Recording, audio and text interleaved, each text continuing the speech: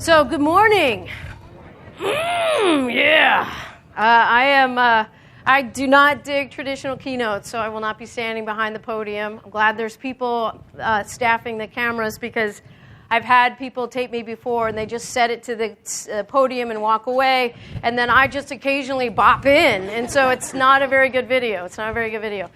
So I'm delighted to be here. I am absolutely delighted to be here. I want to thank SVP Dallas. I want to thank the Dallas Foundation. I want to thank the United Way. I want to thank all of you for showing up. This is a complicated topic. It's a difficult conversation. If you have the real conversation, it's a difficult conversation. And so yet here we are. The room is full. Hopefully your tummies are full and you're ready to get going. And so I thank you for being here. I want to talk first about the context that we're setting here. And if you can't see the slides, that's totally cool. I've just got 5 basic things that I want to chat about that I consider essential elements of a social justice approach to philanthropic work. And I say social justice and not equity, which I'll explain in a little bit, but I just want to run through some key points that I think are necessary for this work. And it'll be fast. It'll be a fast ride. So it'll feel like you're water skiing, you've fallen, your hand's caught in the tow rope, and no one noticed. And so it's like, hey, oh, And so it'll be a fast ride through these 5 things, a very fast ride. And we'll just kind of touch into each of them. The first one is setting the context. The second one is to know the focus of what equity and social justice is. The third is to develop a lens, which I'll talk a lot about. I'll chat about that in the session later today. I'll chat about that in the session tomorrow. And then understand the process and avoid some of the stoppers or some of the things that get in the way of our journey, get in the way of us doing this work. So the first piece is to set the context. And we'll begin by doing so. So if you'll kind of follow along here, I'd love for you to sit with your feet flat if you're able to do that. I'm 5'2". I rarely get a chair where my feet hit the floor, to be honest with you. So if you have to scoot up a little bit, point your toes, that's totally fine. Sit as upright as you're comfortable and able, recognizing that we all have very different bodies. So we're not going to get all ableist on this. We're not going to talk about normative bodies. What's the normal thing to do? And then eyes closed or cast your gaze to a neutral site. These tablecloths are perfect for that neutral site. And the reason we offer that second piece is because you've got countless trauma survivors moving around our society, whether it's kind of the typical trauma of PTSD from some kind of military conflict, but poverty is in fact trauma. Dynamics of racism and racial oppression are in fact trauma. There's all kinds of ways that people experience trauma, and it's thoughtless at best, but really harmful at worst to ask trauma survivors to close their eyes in a public space. So if you settle in or grounded in your work setting or in your professional space, you want to make sure everybody's got the option. So eyes closed or just cast your gaze to a neutral site. The key is to not be looking around. You don't want to be visually distracted. And then begin to breathe as deeply as you are comfortable and able. And even though this seems so simple and so benign, we start to see intersections of race and class already. Because some neighborhoods in this country have air that's far more breathable than others. Some have incinerators in them and some do not. Some neighborhoods have landfills and others do not. As we know from Flint, some neighborhoods have potable water and some do not. And so something as simple as breathing, as simple as drinking water, as simple as that, often gets mediated in this country by dynamics of race and class. And so keep that in mind as we take some deep breaths. And then just for 1 minute, I'd like you to focus only on the felt sense of air coming in and out of your nose. Your mind will wander. No big deal. That's what our minds do. Notice it. Don't judge it. And just bring your attention back. We're just going to do this for a minute. So if you're standing in the back, we're going to ask you to ground in by standing as well. So just stand. Just wherever you are, just pause. Whatever chat you're in, just pause. Whatever moment you're having right now, just pause wherever you are so we can all do this together, actually. So feet flat, sit up, eyes closed, breathe deeply. Just for a minute, focus on the felt sense of air coming in and out of your nose.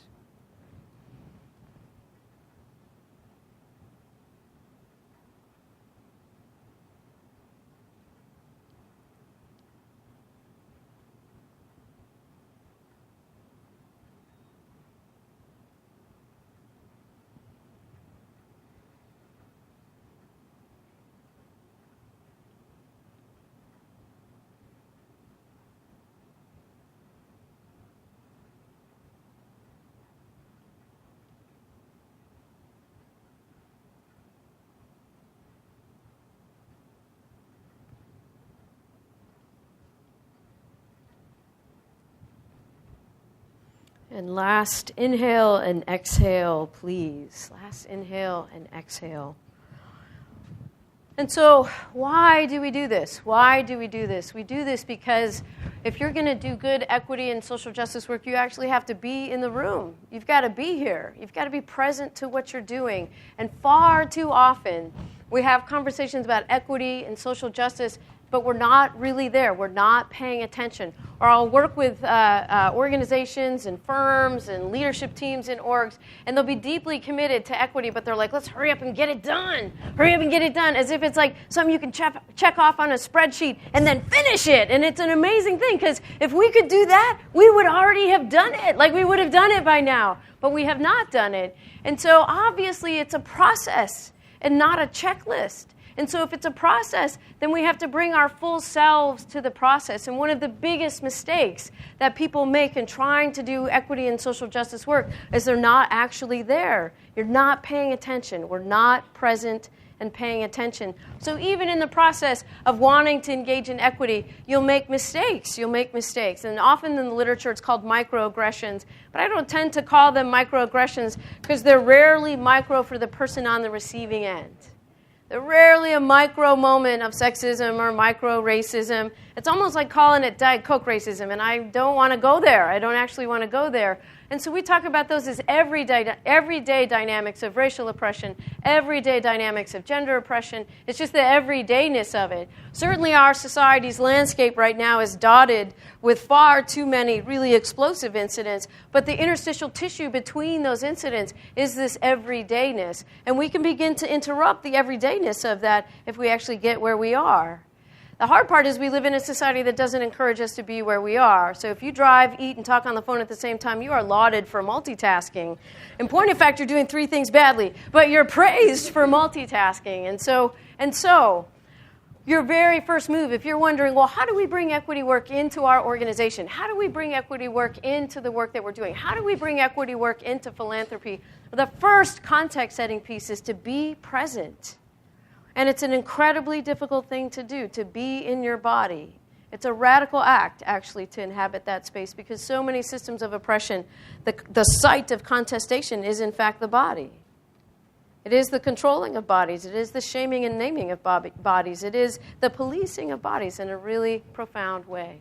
So to be present to the moment means a lot. You'll make a lot more mistakes when you're not present. You'll be far more effective and engaged when we are.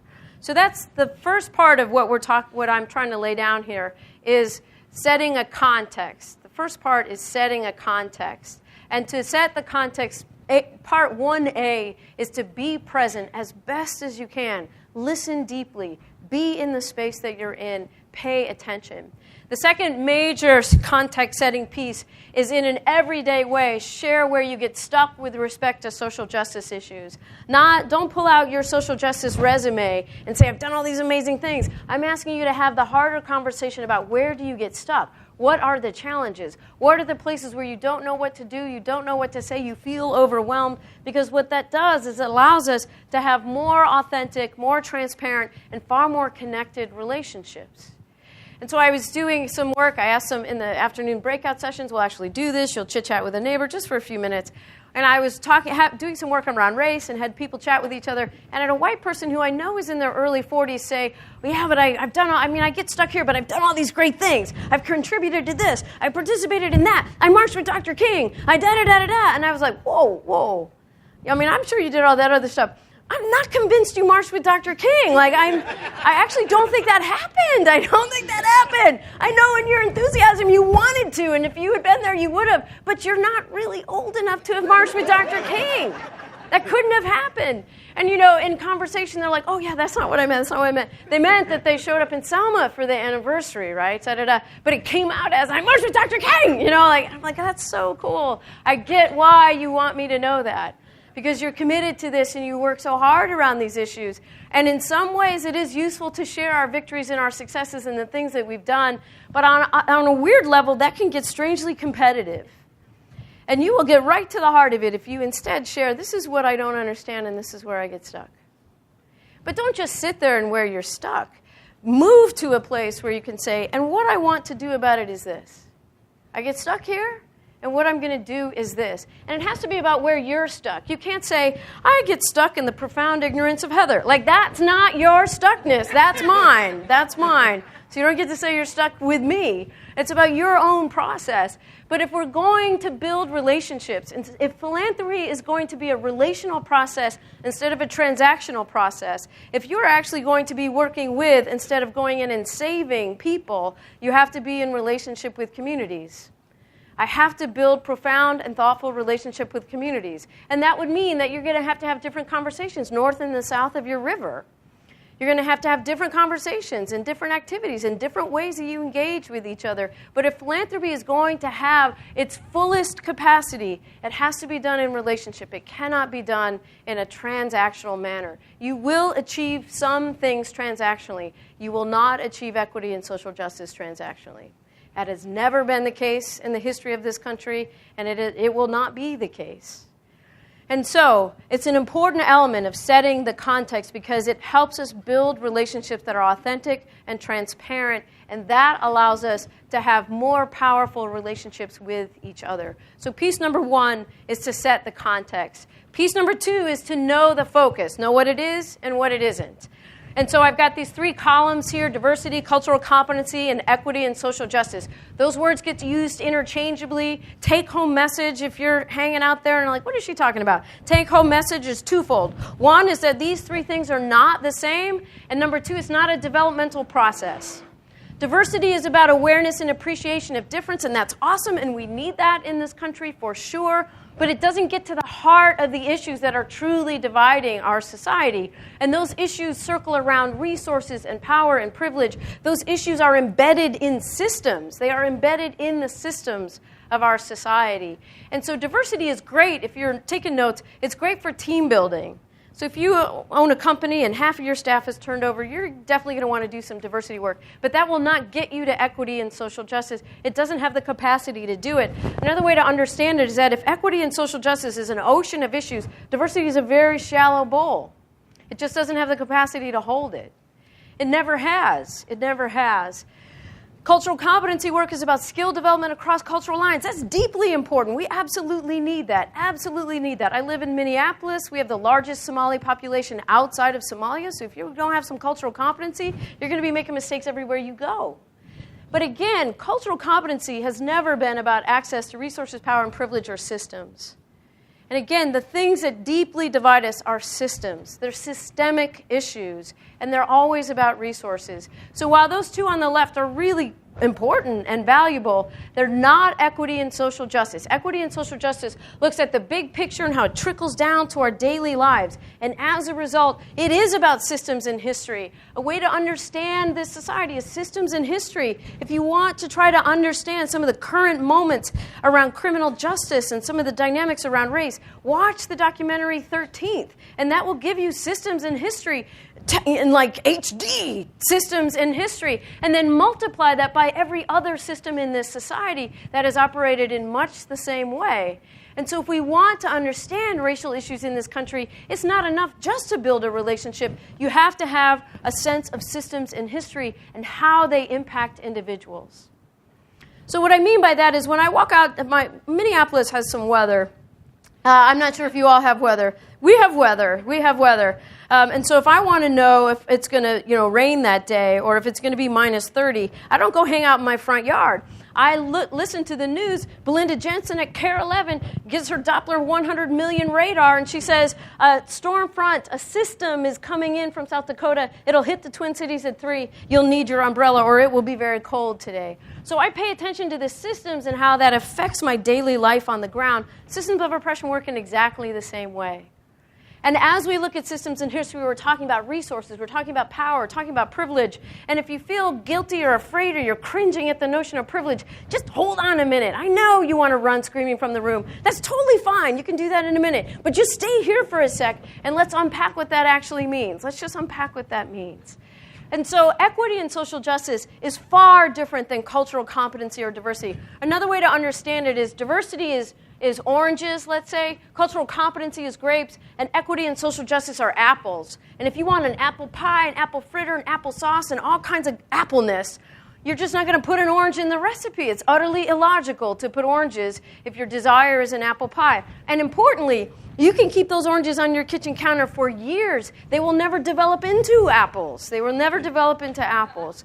And so, if you are committed to equity and social justice work, start with apples and stay with apples.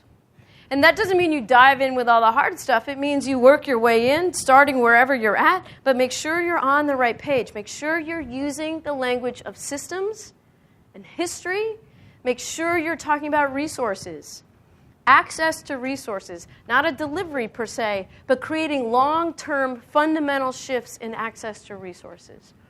The last thing I'll say about this is that many organizations we go into say, we're really committed to diversity and inclusion. Can you help us with that? And my answer is, we don't actually do that work. Not because diversity and inclusion isn't important, not because racial diversity or gender diversity doesn't matter, not because having an inclusive space doesn't matter, but we call those the pull questions. So let's say I was just in LA working with an organization, or San Francisco, working with an organization that is historically led by white people for all of its, the entirety of its work.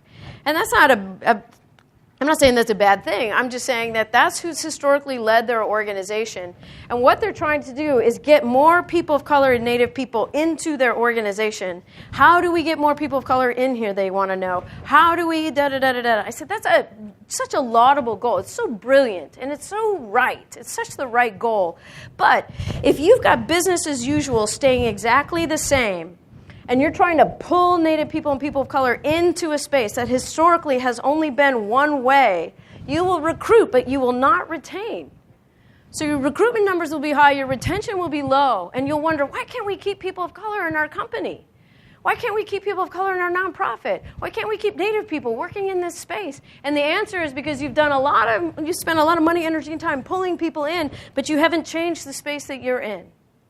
And so instead, what we suggest is if you're going to spend money, energy, and time on this, spend it on the thing that will actually give you the biggest bang for your buck. I worked that in. And so the biggest bang for your buck.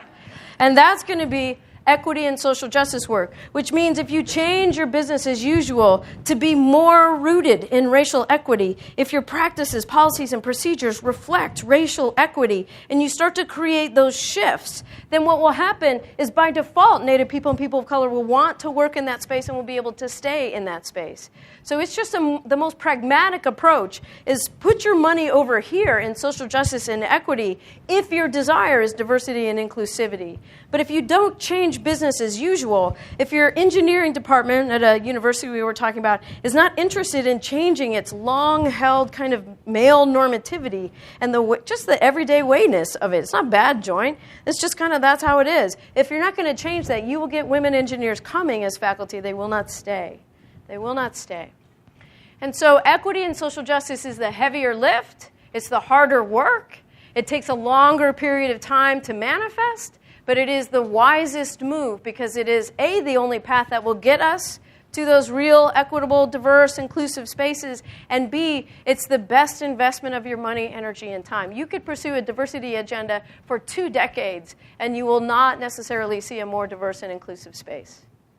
And you will have wondered, we've just spent all this money, millions of dollars on this as a university, and we have not managed to move the needle even a little. And so the second major piece of this essential element is to understand what you are and are not doing. What is the pathway that you're choosing? Make sure you understand the framework. And we proffer in our organization an equity and social justice frame. The third piece is to develop a lens, And so many orgs are like, can you just, I do a lot of faculty development at universities. They're like, give us the checklist of things to do in our curriculum. Or I was working with a nonprofit recently. And they're like, can you tell us which policy changes will make us more equitable? I'm like, that's so awesome. I love that you're committed to that.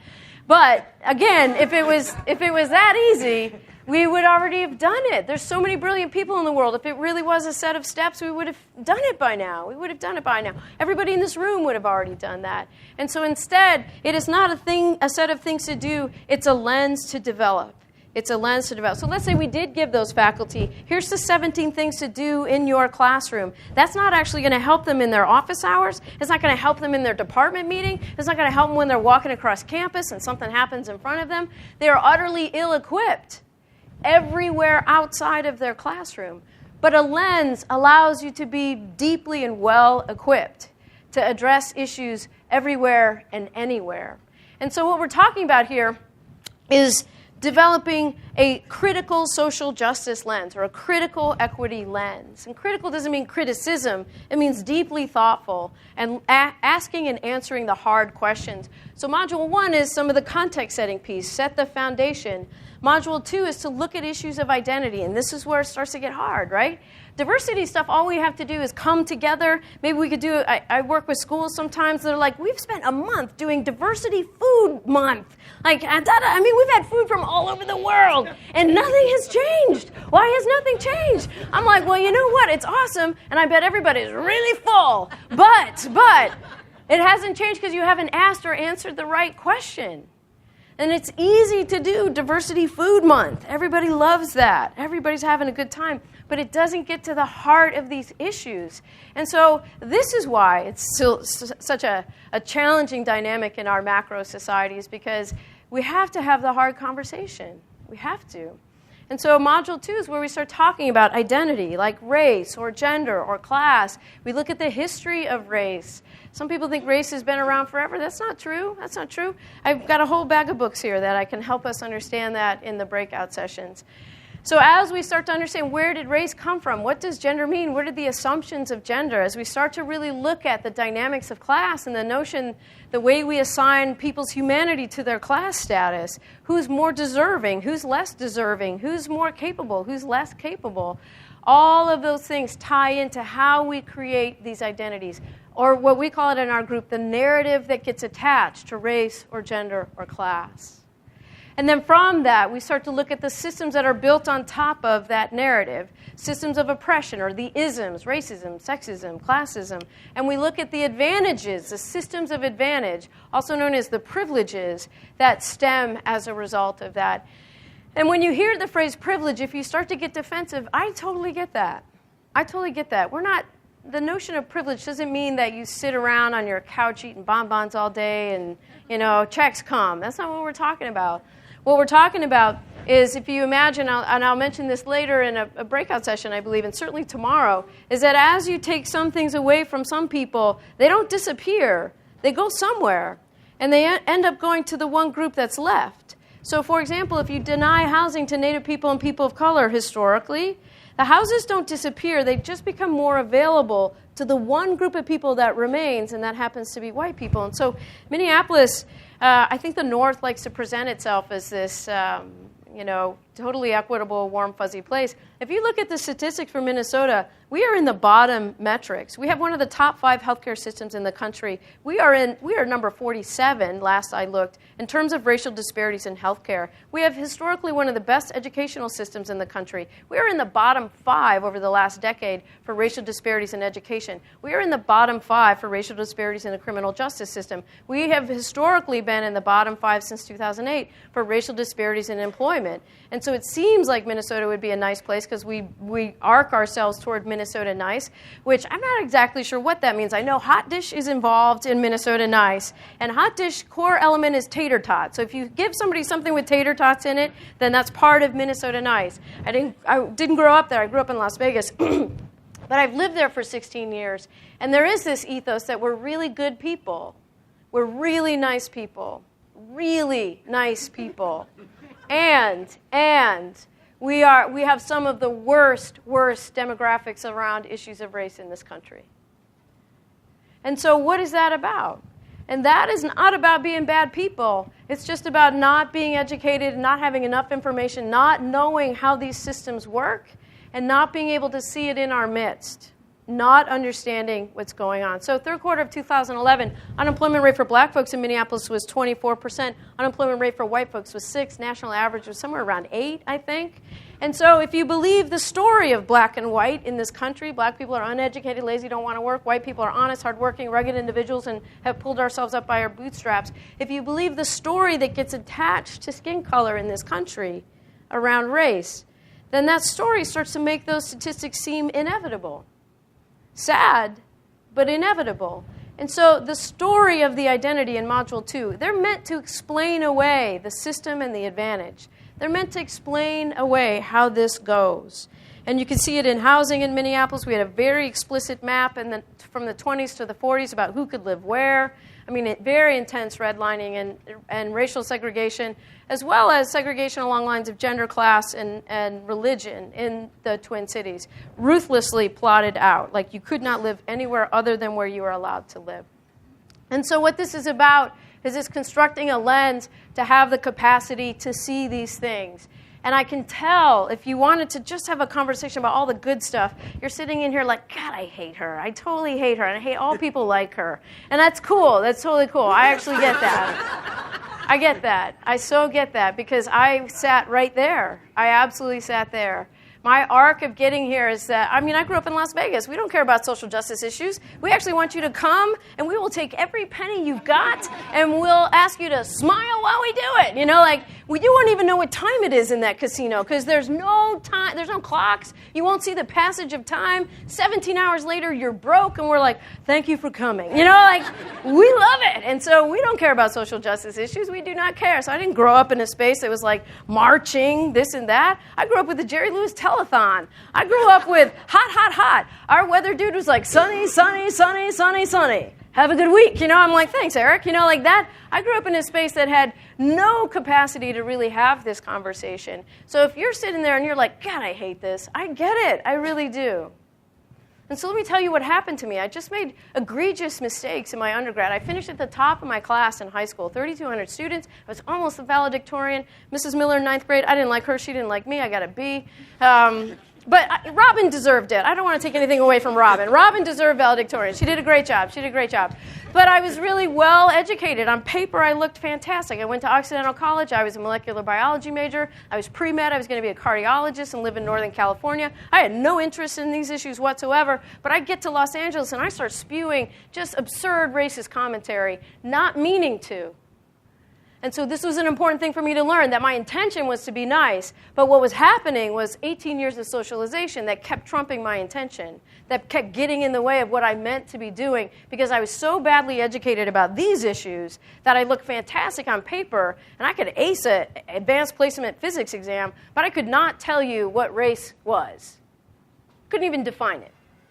And so I just made mistake after mistake after mistake, and I resisted. I said, oh, no, you don't understand. Some of my best friends are, which was not true. You know, like, what people of color would be friends with me? No people of color would be friends with me. And so, you don't understand. And then I started doing tokenizing things where I'd go to events and say, look at me, what's up, everybody? I'm here. You know, but people would say, well, what did you learn from that talk by Desmond Tutu? And I'd say, well, you know, a lot. And say, no, why don't you give me just one thing? I'm like, well, you know, I had nothing, you know, because I wasn't listening. I was just there to check it off my list. And then I thought maybe the next stage is saving people of color. And so my early 20s, I was working to do that. Horribly offensive attitude. And so I got schooled in more ways than you can count. Then I realized, oh, end racism now, end racism now. And I was all on board. I was like, end systems of racial oppression. And I would have people of color and Native people and white racial justice folks say, hey, Head, it's great that you're here. Why are you here? I'm here to end racial oppression. They're like, that's amazing, but why are you here?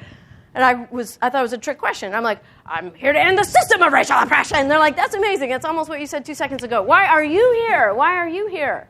And what they were emphasizing is the you. Like, what is in it for you as a white person? And I could not answer that question. And so I can tell you today that what's in it for me as a white person is not to save Native people and people of color, not to stand safely and dryly on the shore, shouting good tidings to Native people and people of color as they row against the tide of racial oppression and say, good rowing, good job, catapulting food out to the boat, like supporting the boat, I love the boat. But still, I'm safe and dry on the shore. That is not what I'm supposed to be doing. And it took me a long time as a white person to get there. My job is to kick my shoes off, swim out to the boat, get in the boat, and sit down and row alongside Native people and people of color. Be in relationship. Understand what my commitment is. And the truth is, you know, I'll fall right out of that boat. I'll fall out, get back in, fall out, get back in. I won't understand what I'm doing. I'll make mistakes. I'll this and that. But eventually I'll gain purchase in that boat. And, you know, a couple caveats. As we get in the boat as white people, don't name the boat after ourselves. Don't do that. It's a bad idea. That's a bad idea. Don't stick a flag in it and say, I just discovered a boat. Don't do that either. Don't do that either. And here's a more important and more kind of recent example, is as I get in the boat as a white people, don't give feedback to people of color and Native people about how to run that boat. Just get in the boat and row. And here's what happens. Well, I should say here's what happens to me and here's what happens to white people in terms of the literature around this. What happened to me is as I really kind of settled in, and I'm not saying I'm done or at the mountaintop by any means, but as I settled into racial justice, I look back at the shore and I realized that was a tiny life I was living. What a small life. It seemed pretty cool, but look at the limited relationships I had. There were mountains and trees behind me I hadn't even seen. How did I miss all that? How did I miss all that? So it's only by going through the journey of getting in the boat that I actually can look back and see, aha, that's what's in it for me as a white person, is a truly liberated life. Truly, truly present, fully embodied life. And I was happy, don't get me wrong. Like, I grew up playing tennis. Las Vegas is a perfect place to play tennis. I had a fine situation going on there. But I didn't know what I didn't know until I actually made the move to learn it. And so the lens will help us do that. And there is a process by which we do that. And I've got two more quick pieces, and I know I'm just at 30 minutes. The process by which we swim out to that boat, the process by which we do this, the process by which we all kind of engage in this process of equity and social justice is that we have to learn. We have to learn about identities. We have to learn about systems of oppression and advantage. And the more I learn, the more I realize I'm not going to get caught in guilt and shame as a white person. I'm just going to notice that I get a lot of benefits simply because I have light skin in this country. What am I going to do about it? What am I going to do? I don't feel bad about it. I'm concerned about it. What am I going to do? So we learn, and then we integrate that into our lives. And so here's the difference between doing racial equity work and gender equity work versus living a racially just life. And that's such a great question, particularly if you're white in this room. Are you living a racially just life? If you're male, are you living a gender justice life? If you're owning class or have economic access, are you living an economically just life? It's not about what I do nearly as much as it's how I am. If we be these things, if we become these things, then it's easier to do them. But I can do them without the guarantee of becoming. I become it. It will be a guarantee that I will do it. And so how do we get organizations, that's what we do in our group, to live socially just lives? Am I living a socially just life? And that's the integration piece. That's where you check it at the coffee shop. You talk about it with your friends. Da-da-da-da. And believe me, it doesn't always go well. I get invited to far fewer parties now, and that's all right. That's all right. Because it's weird to be at the punch bowl and say, what do you think about racial justice? And they're like, see you, lady. You know, like they don't want to talk about that. They're at the punch bowl. But still, talk about it. Live it. Be it, be it, be it. And then from there, we can trust that the action, implementation, reflection, and analysis, the work that we do, has much more integrity and much greater efficacy. I can trust my work more if I try to live a socially just life. Instead of just think about it or talk about it or read an article once in a while, be it, be it, be it. And so the last piece is to avoid the stoppers, and this might already have happened to you, and that's totally cool, I get that too, is that if you have some of these advantages based on class or gender or race or disability, whatever it might be, you might find yourself getting caught in guilt, shame, and blame, or rolling your eyes, or saying you're just complaining, etc. And to talk about systems and structures and power and resources, it's not complaining, it's an accurate diagnosis. If I got something going on and I go to the doctor and I say, hey, I got something going on, and they give me a battery of tests, and I don't want to, in that kind of checkup meeting, for them to say, we think you have a tummy problem. That's not helpful. That could be Tums or cancer. Like, I need some more specificity in here because I want to marshal my resources toward the correct solution. So please don't waste my time with Tums or this. Like, I need to know what the problem is so I know what the solution is, so I can put all of my energy and time toward that solution. And so talking about lenses and systems and power and privilege, talking about all of that, it's not meant to make anybody feel bad. It's not to blame. It's not to shame. It's just an accurate diagnosis of what has happened these last 4 centuries. And so guilt, shame, and blame, dominant group members, as a white person, I got caught in that all the time. And the literature helps us figure out how to get out. So instead of feeling guilty, shamey, blamey, go to curiosity, grief, and humility. So I would have many white students in the upper Midwest who did not know Japanese internment happened, which I think is an amazing thing. Like, how did you not? And I started teaching about it, and they're like, are you making this up? I'm like, whoa, roll the tape, Jim, you know? And so then we'd watch the video, and they're like, how did I not know this? These are juniors in college. How did they not know that? And so instead of feeling bad, which they started to do, I'm like, whoa, skip that. Just get curious about it. Just start asking some questions. How did I not know this? How did I not know this? Why was this not taught to me in my P12? How come I didn't take one single class on this in college? How come in my years of professional training this has never come up? How did I not know this? So instead of feeling guilty, shamey, or blamey, get curious about it. What else do I not know? And that's what they would say. It's like, what else do I not know? I said, well, if you really are asking that question, and then we'd put all the books on the table. And then instead of feeling guilty or shamey, try to feel grief. Try to be humanized in that regard. Try to really lean in to what makes us human. Guilt has me move away from people. Grief has me move in. Not pity, not condescension. Grief, compasión, really grieving with, feeling with.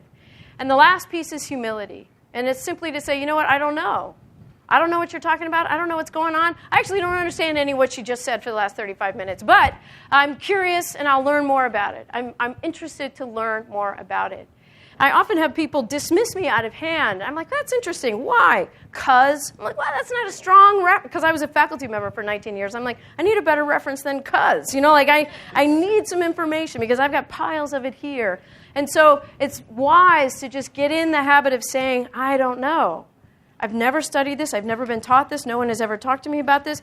Maybe it is possible that what I have brought to this conversation has not been accurate, and there's more for me to learn.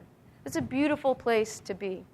So all of those things, setting the context, knowing the focus, it's not diversity or cultural competency, it's equity and social justice, understanding that this is a lens and not a checklist, really getting a sense of what this process is. I have to learn it. I pull it into me before I can really implement it. And don't get caught in guilt, shame, and blame. Those are some essential elements of a social justice framework. And if we take that to our philanthropy, what will happen is we will have much deeper, much more thoughtful relationships. You will be able to tap into the resilience and the knowledge and the skills and the tools of the communities that you're hoping to support and help. And in the end, we will have a much stronger movement for equity in this country. I'm not talking about your political persuasion. I'm talking about everybody who's committed to fairness. I'm talking about everybody who's committed to the vision that was shared. I'm talking about everybody who says, we can do better than this.